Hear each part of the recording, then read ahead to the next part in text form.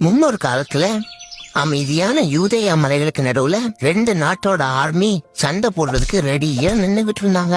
ஒரு பக்கம் பயங்கரமான பெலிஸ்தியர்கள், இன்னொரு பக்கம் கர்த்தருக்கு பிரியமான இஸ்ரவேலர்கள். இந்த 2 பேரோட படையும் சண்டை போடுறதுக்கு ரெடி ஆயிட்டாங்க.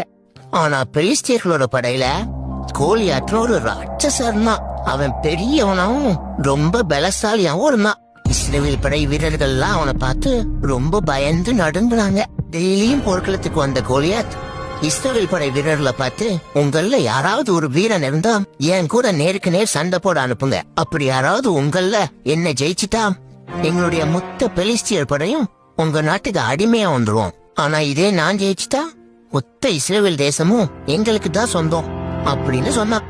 இது கேட்ட இஸ்ரவேல் படையில கோலியாத்து கூட சண்டை போட யாருமே முன் வரல. இங்க நடக்கிறது தெரிஞ்ச இஸ்ரவேலோட முதலாவது ராஜா சவுலுக்கு என்ன பண்றதுன்னே தெரியல. ரொம்ப கலங்கி போயிருந்தாரு. இங்க எப்படி இருக்க, இஸ்ரவேல் தேசத்துல இருக்க பெத்லஹேம் ஒரு ஊர்ல ஒரு சின்ன பையன் ஆடு மேய்ச்சிக்கிட்டு இருந்தான். அவன் தான் நம்ம தாவீது. தாவீது சின்ன பையனா இருந்தாலும் ஏசப்பா மேல ரொம்ப விசுவாசமும் நம்பிக்கையும் வச்சிருந்தான். அப்போ ஒரு நாள் தாவீதோட அப்பா தாவீத கூப்பிட்டு பெலிஸ்தியர்களோட போர் செஞ்சுட்டு இருக்க கூட படையில இருக்கிற தாவீதோட அண்ணனுக்கு சாப்பாடு கொடுத்துட்டு வர சொல்றாரு.